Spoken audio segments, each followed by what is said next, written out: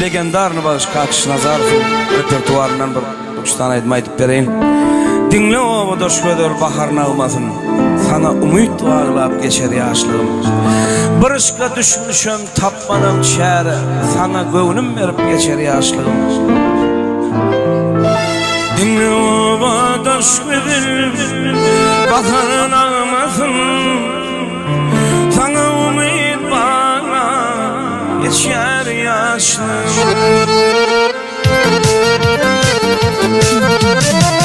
Barışka düşmüşüm ey tapmanam çare, sana umut bana geçer yaşlarım. Aşkına düşmüşüm ey tapmanam çare, sana umut bana geçer yaşlarım. Ey sana gönlüm verip ey geçer yaşlarım.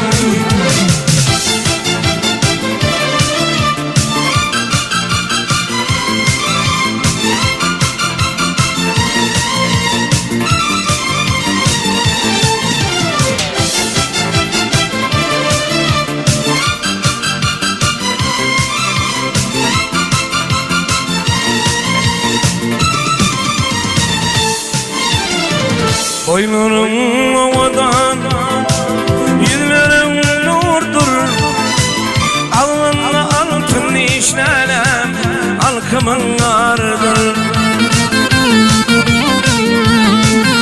Ey filin deyip ediller ey, ovamdadır, sana umut bana geçer yaşlarım.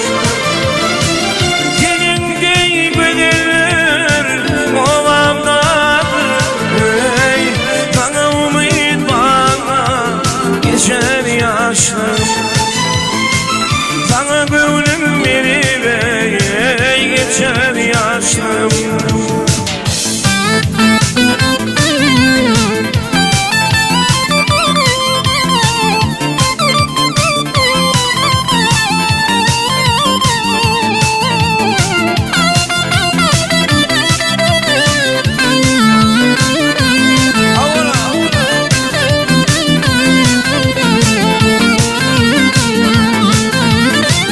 Aşığım seni minni diyar güne, şu dertleri yeke çekme eyman yar bana.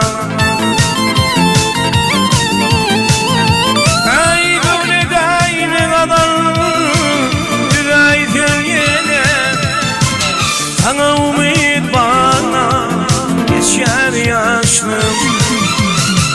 Ülkünüm ay kadar düray gölgene, sana umut bana geçer yaşlım.